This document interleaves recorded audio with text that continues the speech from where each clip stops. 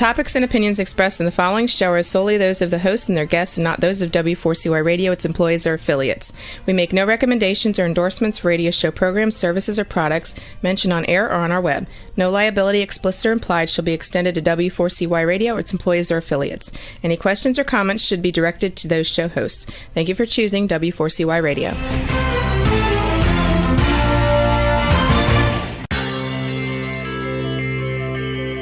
Who is January Jones? She is not a young, beautiful, talented actress on Mad Men. She is not an older, gorgeous, exotic dancer from the Johnny Carson Show. She is an author, and she wrote, "Thou Shalt Not Whine," the 11th commandment that reached #1 at Amazon.com. She is a reality TV golf personality with World High Stakes golf televised on HDNet. She is a humorist and winologist expert. She is your featured host today on January Jones Sharing Success Stories. So sit back, relax, and get ready to laugh and listen to Ms. Jones with her eclectic roster of guests as you learn life's lessons. These stories plus sharing equals success. Welcome, and remember, beware, because you are entering the no whining world of January Jones.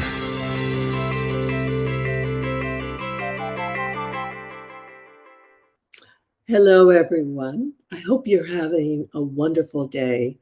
I'm January Jones, and I'd like to welcome you to our podcast today.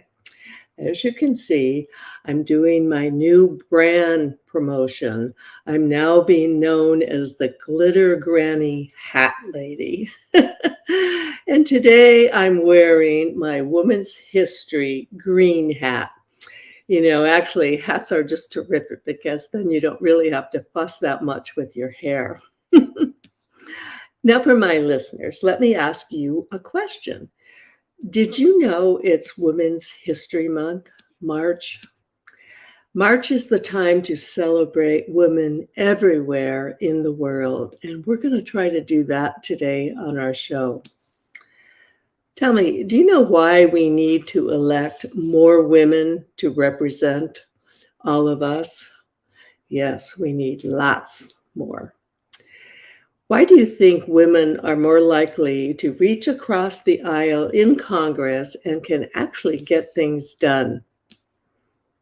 Have you ever wondered why women are better at fast-tracking new ideas? Think about your mother. Can you imagine what it would be like to be able to go from the kitchen to Congress and be successful? Do you wish you could meet someone who can tell you how to do it? Tell me, have you ever heard about an amazing book entitled The Wickedly Smart Woman? Now that's a title I like. If you can answer yes or maybe to any of these questions, then you are in the right place. And I would like to welcome you to January Jones Sharing Success Story. So now it's time to rest, relax, go get some wine, get some cheese and crackers, and join me in the no wine zone. Now let me tell you a little bit about my guest today.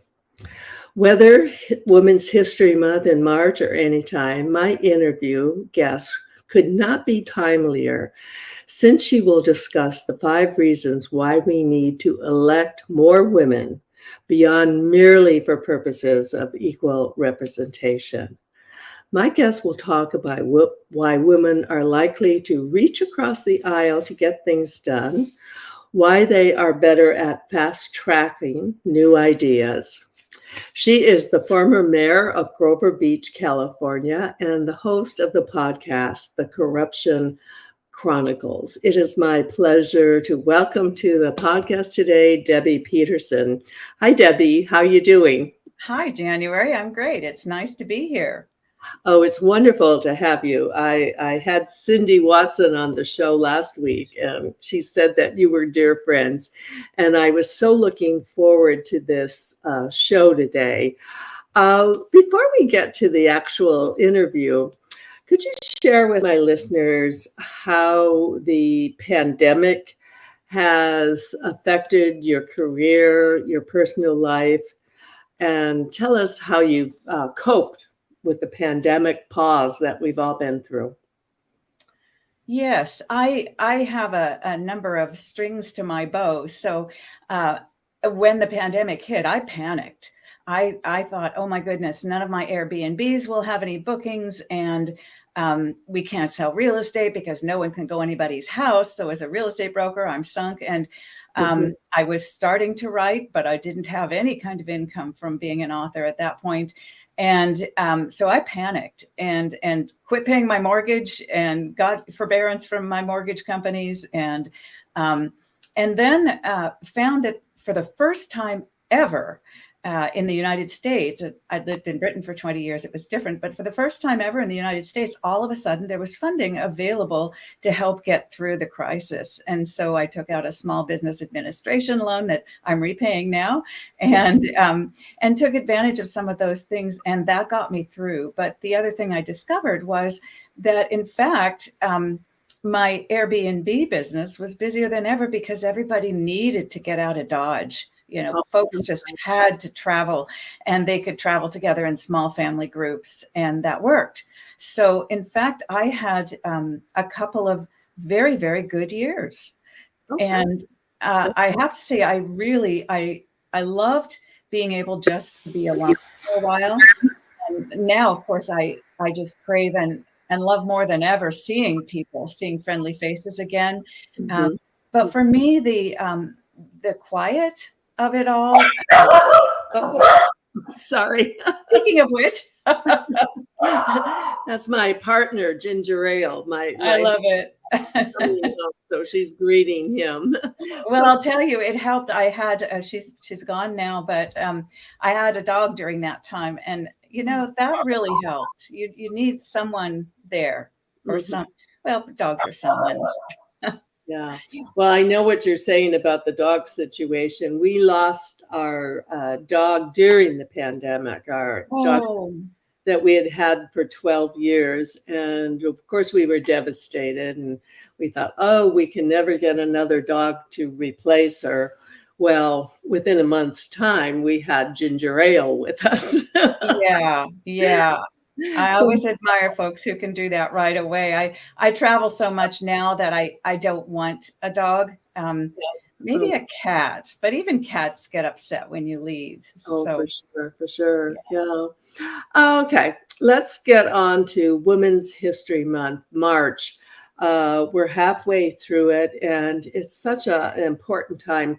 I was reading in this morning's paper about the women's world soccer team and how it took them over 3 years fighting the legal battle in the courts so that they could get the exact same pay and representation that the men's teams have had all along. Wow, 3 years. And here they were the world champions. Isn't that amazing that it would take that long to equalize the situation? Yeah, it is. And on the other hand, I'm surprised they won. I don't know that I really expected that. And I'm glad they did. It's about time. And I had an interesting conversation. I've been talking about women in elected office.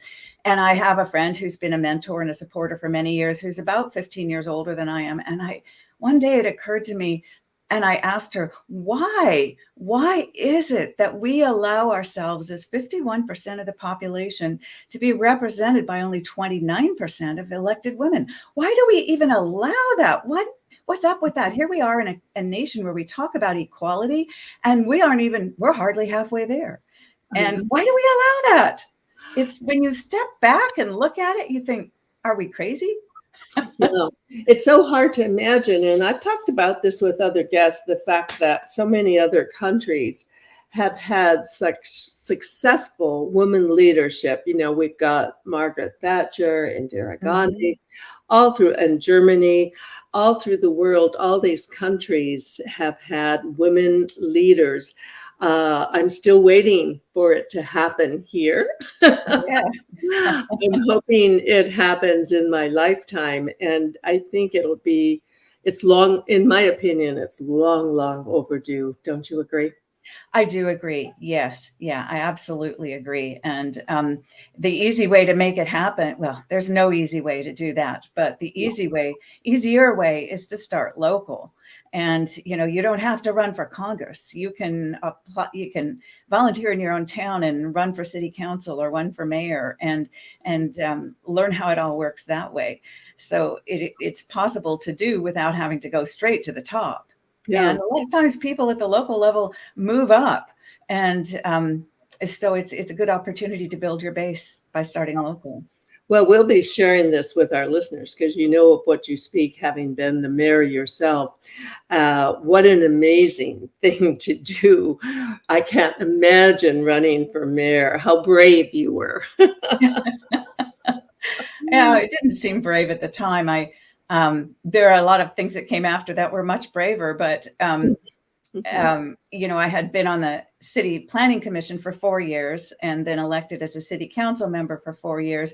So by the time I ran for mayor, I'd been serving for 8 years, and I had a good feel for the community and how I could serve. So that really was that, as I was saying earlier, it was a natural progression, and it allowed me to do it fairly seamlessly. Yeah, and I'm assuming that you had tremendous support from your family and friends. I did. Yeah, that would be part of the equation. There's no way you could do it without them. No. We're going to talk about the most important historical contribution that women have made in our country's history when we come back from our break. And it's a short break. So if you are a whiner or know someone who is a whiner, this book is for you. Lately, there's a whining epidemic in our world. People are even whining about whining. Are you sick and tired of listening to everyone whining all the time? So was January Jones, the author of Thou Shalt Not Whine, the 11th commandment that reached #1 at Amazon.com. Ms. Jones based her book on a survey of the top 10 things that people whine about at all ages and all stages of life.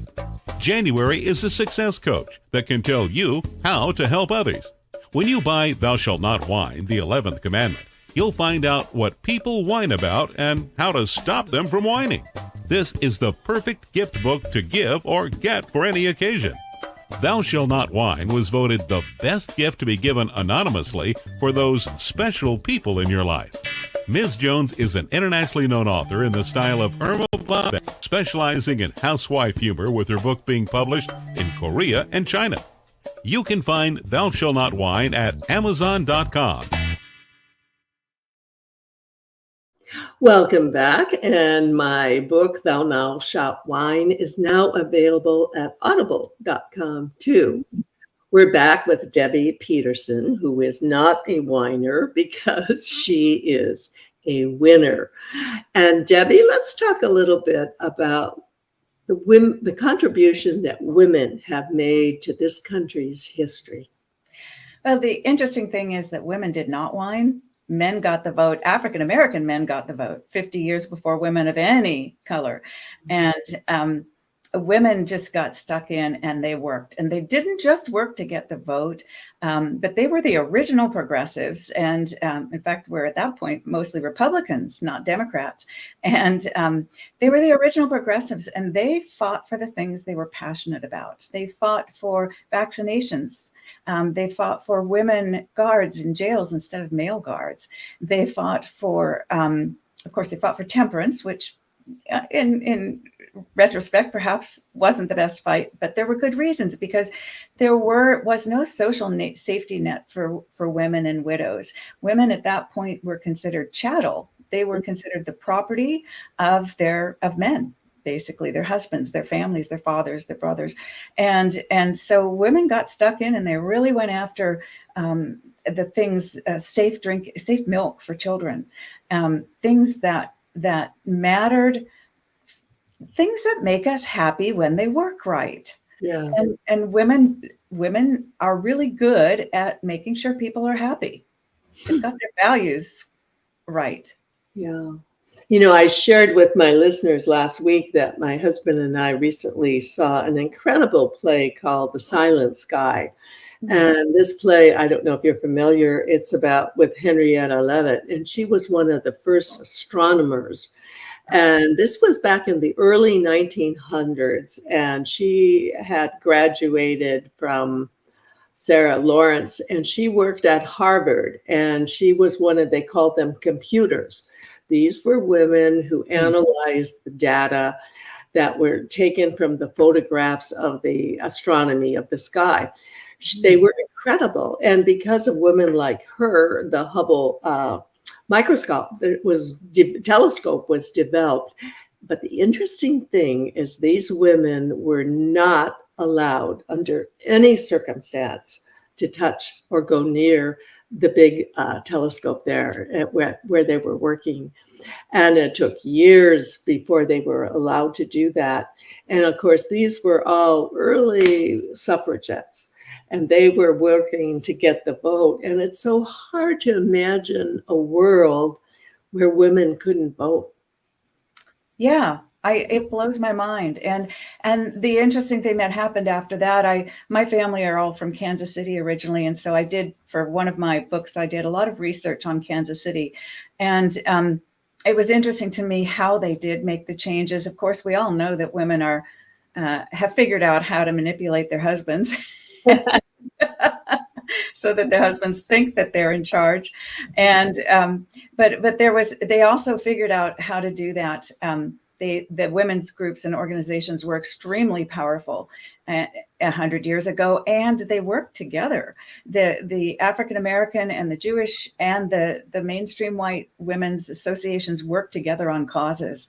And on the other hand, when they were able to get the vote, they did start running for office. And in Kansas City, it was so discouraging. They were so beat up over it. Not physically beat up, but so beat up over it that on the city council of Kansas City, I think the last woman to serve was in the 20s, and they didn't see another woman on the council for almost 40 or 50 years. Wow. And they went to school boards, though. Women went to school boards where they could make a difference because women were teachers. They were allowed to teach, so they could get onto school boards. So women managed to change the world.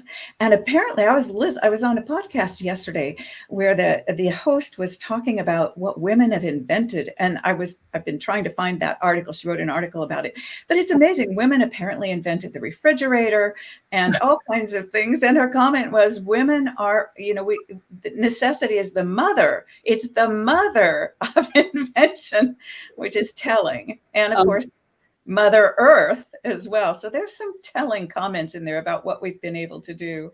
Yeah. And, when you put it in the hands of a woman, quite frankly, nothing would surprise me as far as doing things. So fun to hear that you have a Kansas background. We have a grandson who is playing basketball at Ottawa University in Kansas. So we're very familiar with Kansas and cheer that team on every chance we get. Now, when we're talking about history, it is selective and subjective. What's the case with women's history? How has that been shared with our country? It really has had to, in many cases, almost be an oral history. But as I noticed, universities come to mind because, as I noticed when I was researching for for a couple of the recent books, that the women's history and the women's contribution is now being documented at a lot of universities. And so it's getting better. It's getting better. And the other thing I've observed is that whenever you have an oral history, a family oral history, and this came to me from another Midwestern person up in Minnesota who's writing about his oral history on the Titanic. Oh. And yeah, fascinating. And all of a sudden, he's been able to validate all these myths that have come down through the years. And I think that's true of women's history. And it's true if you look at African American history. And we have an inordinate inordinate amount of African American women who were heroes. When you look at the variations between populations and percentages, we seem to have more African American women as heroes than we do of any other race as heroes, or heroines, not heroes. And so those things suddenly are being documented, but they're documented in oral histories a lot. And oral histories are surprisingly valid. They're surprisingly correct. Yes, we're finding that out. And we're also seeing that the strength that comes from the matriarch society, where the women are doing the most important things, keeping the family together, sharing their stories, educating. We have a niece who went into the Peace Corps, and she married a Micronesian from the island of Palau, which is also a matriarchal society. And it was quite an education for us to learn about her life in the Micronesia and the issues for women there. And you know what? They're pretty much the same issues that we all share. Yeah, that's the interesting thing about all of this. And even when we talk about democracy, it's something around the world that all of us want. We're seeking. And it's a global thing. One of the historical things in the United States is when the colonials came over to this country, the women were chattel. They were owned by their husbands. They were allowed to do really pretty much nothing. And but the Iroquois nation of Native Americans had the first written constitution in the world, and it's still used. And that they first it was first written, I believe, in the late 1100s. And in that society, men were the ones who were the congressmen, as it were, but it was women who selected them, and it was the women elders who took them out if they didn't behave, if they didn't represent folks. And there were 5 Iroquois nations that got together. It was a peace accord that caused them to write their constitution. And in fact, our constitution was very much modeled on that. George Washington, Ben Franklin, I think John Adams too, met often with the Iroquois to understand how they modeled theirs. And they modeled it the same, except for women having rights. That was the main difference. Wow. And the principle of the 7th generation, which is that the choices we make now affect unto the 7th generation, which is a biblical principle also. Okay, 7th. That is brilliant. Wonderful. Iroquois women, way to go. Go girls. Yeah. Well, right now we're going to take a break, and it's 60 years later after the assassination of John Kennedy. Let me ask you a question. Are you still wondering who killed Kennedy? Over 50 years later, the assassination is still a mystery. It is unfinished business for our country. Now, get ready for a theory that you've never heard before, but will make more sense than any other conspiracy theory that you've ever heard in the past. January Jones speaks the unspeakable in her book, Jackie, Ari, and Jack, The Tragic Love Triangle, connecting Jackie and Aristotle Onassis romantically prior to JFK's assassination. Did you know that Ari was Jackie's guest in the White House during the JFK funeral? He was the only non-family member who was invited by Jackie to stay there during the funeral. Aristotle Onassis was one of the wealthiest men in the world, with the means, the motive, and the money to order an assassination that was the perfect crime of the last century. Ari needed class, and Jackie needed cash. They were perfect for each other. Now, what is Camelot? It is but another tragic love triangle. Jackie, Ari, and Jack is available at JanuaryJones.com, Amazon.com, and audiobooks.com, read by Ms. Jones.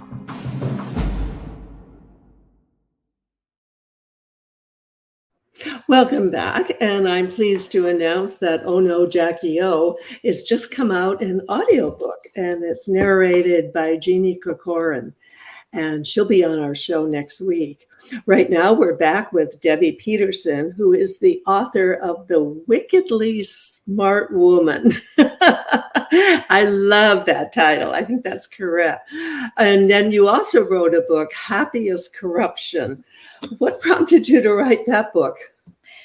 That's the story of what I uncovered when I became mayor. And people came to me with stories of corruption. And as I started to investigate those stories, I realized that they were true. And in fact, it was far worse than we could have possibly imagined. And it's an unfinished story. So that's why the subtitle of The Happiest Corruption is Sleaze, Lies, and Suicide in a California Beach Town, because every single one of those things happened. Yeah, more than once, probably.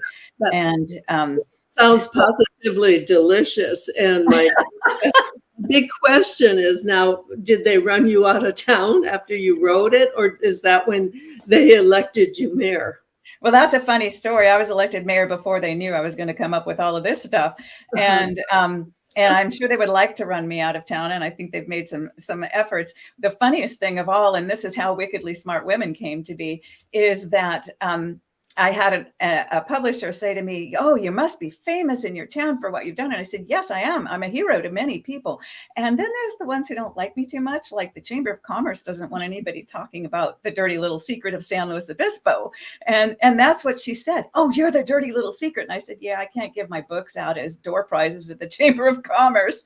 And it's unofficial, according to a local used bookstore. The book is unofficially, well, I shouldn't say unofficially, it's banned in this county, but I've had a lot of readers and a lot of speaking opportunities. And I think it's important when we speak about corruption, psychologists are now saying that speaking about the consequences, both you go to jail if you do it, and here's how it hurts people, change it. They actually have a psychological influence and they can change it. So I started doing that because I realized there was nothing else I could do.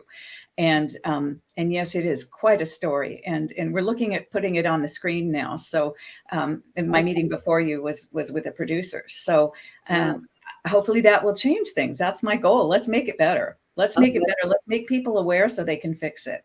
Okay, these small town stories are delicious, as we know. Yeah. And in Wickedly Smart Woman, your premise is trusting intuition and then taking action. And this transforms world. And it's women in positions of power who can do this. They can take positions and they can allow action. They can allow things to change. Can you give us some examples of how that works in the real life, perhaps in your small city or in the world? Yeah. In fact, the Wickedly Smart Women book is an anthology, and that is somebody else's brand, not mine. I wish it was mine. It's fabulous. But I was so taken with it that I agreed to write a chapter in the anthology. And as I started to write about the corruption that I'd found, I only had 2,500 words. I realized that although men and women equally fought the corruption, when it came to actually making the change, it was women in government positions. It was women who were CEOs on boards who said, "Hold on a minute, what's going on here doesn't look good. Let's fix this." And then brought the men along. And that is an international phenomenon. And I didn't know it at the time. I wondered, is this just me? Was this just my experience, or does this happen everywhere? And I started to research it, and I found that the United Nations has done a lot of studies on it. And in Nigeria, where women are the majority of boards, the communities have better water supplies, safer water supplies. In Norway, even though women are 45% of the elected people in the country, in communities where they are the majority, the childcare services are better and more free. They have more childcare, better childcare, and so it's that same thing that women will fight for what they're passionate about. But the other amazing finding is that when women are in office, communities rate themselves as happier. Oh. Not just 51% of us who would like to be fully represented, but which means we've got to get off our backsides, but also the men, because they're, it's a majority. Mhm. Why, Interesting finding. why do you think it is that women are, I think we've been held back for so long, and it's about time for it to happen, for women to start taking action, for start getting involved. And we're seeing that in Congress. I mean, it's just every year it's better and better as far as more women representing us. And what do you think inspires most women in this direction? Well, I'll tell you what I hope inspires them. The original concept of public service was that it is public service, that we're public servants, that we go in to serve and represent our communities. And that would be my hope, that would be their motivation. There are all kinds of motivations, and that's a problem, because when people's motivation isn't service above self, then we end up with people whose motivation is self above service, and we have problems. But that, in fact, we have found again that where women are in charge, there is less corruption. So that's another very good reason to elect women. Yeah, and I read and see so much about women's movement as far as the gun situation in this country, and how that women are leading us in that direction. And I think that it is so important on the local level for this to happen. Don't you agree? Yeah. Yes. And the local level is always the place where it really happens. And what people don't realize is that their local elected representatives meet regularly with their state congressmen and the national congressmen. And because the people at higher levels want to understand how to represent how to represent their constituents. And so if there's something that matters at the local level, you can still influence at a higher level, perhaps through even stronger channels, by making sure that it's understood by your local councils. Mm-hmm. And it's amazing. I just feel there's this can-do spirit in this new generation of women coming up. And many of them are just not as inhibited, and they're not shy about stepping up to the plate and taking a swing at these issues. It's exciting. It's an exciting time to be a woman in this country. Don't you agree? I agree, and I love it. And going back to my friend who was 15 years older, she said, we did so much. And I think back, and my mother's my influence on all of this. She did so much. And now we're influencing our sons as well. And our sons are willing to be influenced. And yeah, I definitely, I just love this new generation of women. And I feel so encouraged that they are going to get in there, shake it up, and make it better. Yeah. And especially right now, our country seems to be going through a depression. I think everything with the pandemic and everything that piled on top of everyone, lots of pressure, lots of stress. And in your opinion, why are people happier in countries where women are in power? Is it because they feel safer, or what prompts them to be happy? I think you nailed it. No one's ever quite phrased it as they feel safer. But I think that is what it is, because the findings are very surprising. Yes, they're happier when women are in power, or when there's an equal number of more equal representation, but they're also less corrupt. And the finding about the corruption from the United Nations is, and we've been reading it for years now in corporations, when women are on boards, they are less corrupt, significantly less corrupt. And it's corruption that is the main driver in unhappiness. So in the countries where people rate themselves as happier, there's a lot less corruption, and there are a lot more women. Okay. And women are prepared to take on corruption. Does this come from the way they're raised as children, that women are inclined to, be the do-gooders and always helping people? Is this just part of the structure of womanhood? That's really interesting. I don't know the answer, and I don't think that I write a blog for Psychology Today, and so far psychologists haven't quite figured that one out either. There's not enough, we don't really have that answer. But I do think that there is I agree that there's got to be an element, as we are trained to be caregivers, we are trained to be helpers, and I don't think it's just socialization. I think partly it's our DNA. It's the way we're wired. It's who we are, and it's good to have that balance. That's why there's two different kinds of people, and more, in fact, because we need that balance. And but I think also it's because we have never been members of the Good Old Boys Club, and we don't know how to play that game. And Cindy Watson talked a lot about how do we play that game, I'm sure, when she came on a week or so ago. But we don't know how to play that game, and so we just play our own game. Yeah, and I think most little girls, quite a few of them, are programmed to be people pleasers. Oh, and, yeah. Yeah, and once you're in that position of pleasing people, of course you're not going to be corrupt. You're not, you're smart enough to know that's not going to please anyone. So you definitely have a path cut out for you. And I can easily believe that women are less corrupt and less tempted than men in this world. And I think we're tempted by different things. And when they do studies on the drug trade, they find that women can be equally as corrupt as men, in some cases even more.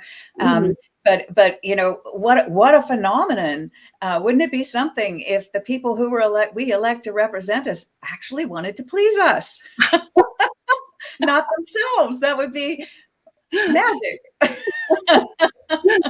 Well, I know a little bit about being a people pleaser myself. And right now, I'd like to share with our listeners some priceless personalities who have been guests on my shows through the years. Have you ever met someone who was unforgettable? Someone who has touched your heart and soul? People who have faced difficult problems? People who have struggled to find solutions? People who fearlessly shared their stories? People who have not only informed you, but inspired you. People who have priceless personalities. I have been fortunate to host an internet radio talk show called January Jones Sharing Success Stories, and it has been my privilege to interview hundreds of guests. My guests have shared their stories, their struggles, their secrets, and their successes in their own words. In this book, we're talking about people dealing with problems such as incest, molestation, runaway kids, child abuse, drug abuse, polygamy, unemployment, scandal, and starting over. Then there are my guests dealing with difficult physical struggles such as blindness, cancer, and birth defects that are beyond traumatic. My guests have all been exciting, eclectic, and energizing. They have amazed, amused, and even astonished me. I have adored getting to meet them, and I adore sharing them with you. Attention all listeners. Priceless Personalities, Success Stories Shared by January Jones, Volume 2 is now available at Amazon.com in paperback and Kindle editions. You'll be able to meet 10 amazing people who will be sharing their own personal stories with all their struggles, successes, and solutions, sprinkled with lots of humor and hope. Priceless Personalities features a teenager who becomes one of the famous Supremes from Motown, a nurse who as a humorist helps people to heal, an inspiring laughter yoga instructor, a mother dealing with the loss of a child, an incredible motivational speaker, a woman who married 5 times, a gifted paranormal nurse, a wise economist, a funny female humorist, along with an older man sharing his sweet childhood in the Deep South. January's guests are all amazing and amusing. You will never forget meeting them. Go to Amazon.com for your own priceless experience. Welcome back with our own priceless personality today who is visiting with us, Debbie Peterson. You know, Debbie, sometimes it can get so confusing when people want to get involved, when they want to help. It's overwhelming and they don't know how to do it or where to start. Could you give us a few hints on things that they could do to slowly dip their toe into the involvement world? Yes. And the first thing I want to say is that is that, a lot of us have heard that biblical principle that we need all the different parts of the body. The little toes is important as the brain. And if you don't have one, it doesn't work. And that's true for all of us. And so some of us will be mayors, and some of us will be the people who send emails and say, elect this mayor because she's got integrity. Some people will be the ones who just show up. So the very first thing is so simple. It's show up. Go to the meetings. You can go online, you can find out, or call the city hall and find out when the meetings are. Start local and go to a few meetings. And when you do that, I do confess you may become addicted because all of it. Yeah, we have to have a warning here. All of a sudden, you'll start meeting people you never thought you'd meet.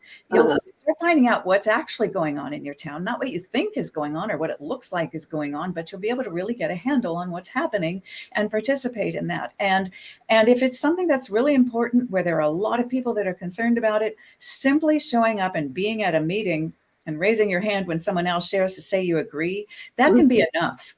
And so some of us are introverts, some of us are extroverts, and we all use our skills and gifts, but use what you've got, work with what you've got, and share it with your community. Mm-hmm. That was a brilliant disclaimer that you just shared with us. I love it. And some people go, oh, what the difference? There's always going to be corruption, always will, always was, always will be. Nothing I do will make a difference. What's the fallacy with that kind of thinking? Well, that's absolutely true. You do nothing, you'll make no difference. And so it couldn't be more correct. And yes, there will always be corruption, and it's the level of corruption and its understanding. For instance, in the danger of it. In my community, we didn't have mental health beds or rehab beds. We still have very few. Every other county did. And the reason we didn't is because funds aren't there. And the funds aren't there because they went into the wrong pockets. And so people do truly suffer, and people die.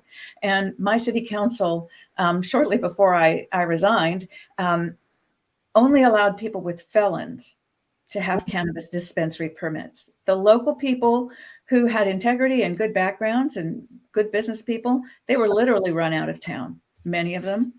And so within 2 years of the 3 cannabis dispensaries we had, 2 of the owners were back in jail, were convicted of felonies again.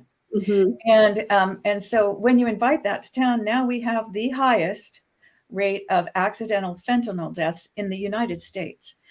Because, and this was borne out historically with the mafia, and when you bring that level of people to town, they bring their product line and they bring their people, and it kills your kids. And that's why you should get involved. You mentioned that you resigned. Would you care to share with us what happened that would cause you to do that?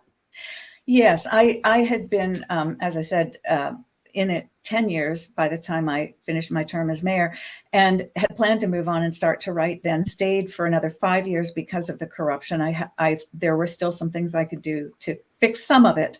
And I got to the point when I was completely outnumbered. And I was one of 5 people on a council who was approving criminals. And so I realized that the best thing I could do would be to tell the story. It would be to resign because I couldn't have any effect anymore on what was really happening. I was outnumbered, but I could write about it and see if I could get the attention. Yeah, that's brilliant. Tell us a little bit about your Integrity 101 series, and share with our listeners how they can find it and what's it all about. It sounds enticing. Yes, that name came up from a meeting with Jack Canfield, who was the Chicken Soup for the Soul author.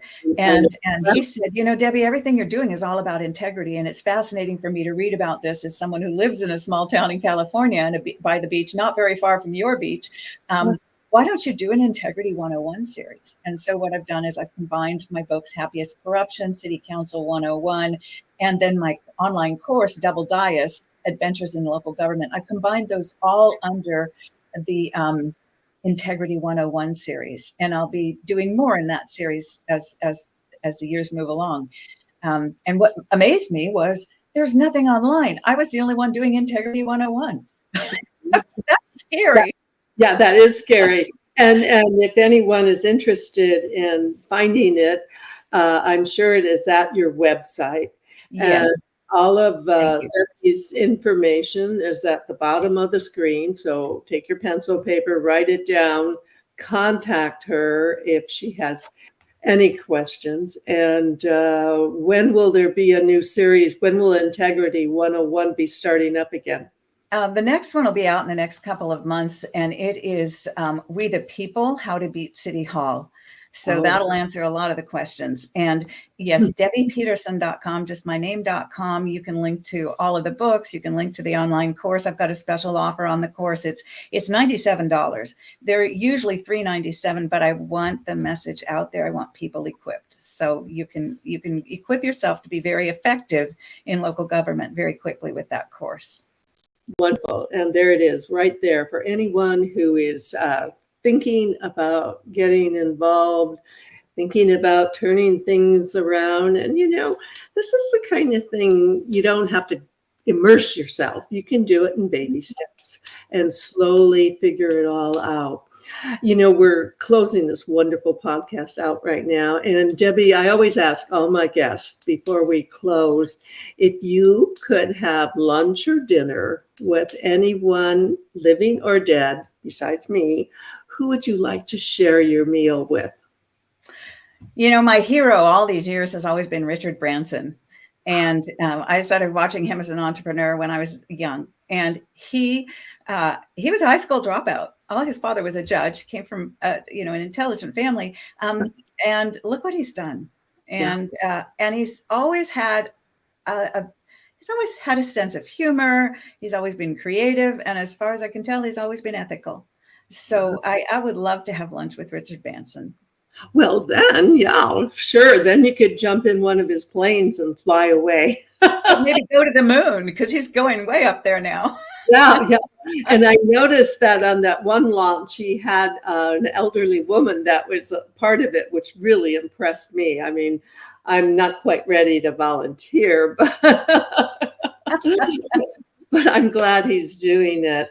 And, Debbie, thank you so much for coming on the podcast. It's been so wonderful to share you with our listeners, and we hope everyone has enjoyed our time together. We have tried to be informative, and Debbie certainly is inspiring. Next Tuesday, live at 2 p.m., Story Genie will be with me, Jeannie Corcoran, who did the audio for my book, Oh No, Jackie O. So we're going to be talking all about the JFK assassination 60 years later. Now for my 80-year-old thought of the day. Sometimes not saying anything is the best answer. And that is because your silence can never, ever, ever be misquoted. So there you go. Signing off from the Green Hat Lady. Thank you for entering our No Whine Zone. Please share our stories and our show with everyone you know. And remember, you need to stop whining right now, and then you need to start smiling. And if that doesn't work, then you can just start eating chocolate. Lots and lots of chocolate. Again, thank you, Debbie Peterson. Now, everyone, take care and stay safe until we meet again next Tuesday. We want to thank you for listening to January Jones Sharing Success Stories. Always remember Ms. Jones' personal mantra, if you can think it, you can do it. That's what all of our guests have done with their lives, and so can you. You are the ultimate success coach in your own life. All you need to do will be to start sharing your own story with your family and friends. We hope that our guest stories will encourage you to explore an equation in your future that will combine your creativity plus connecting with others will enable you to be successful too. Always remember, your passion plus your purpose will equal prosperity as you explore the wonderful world of January Jones.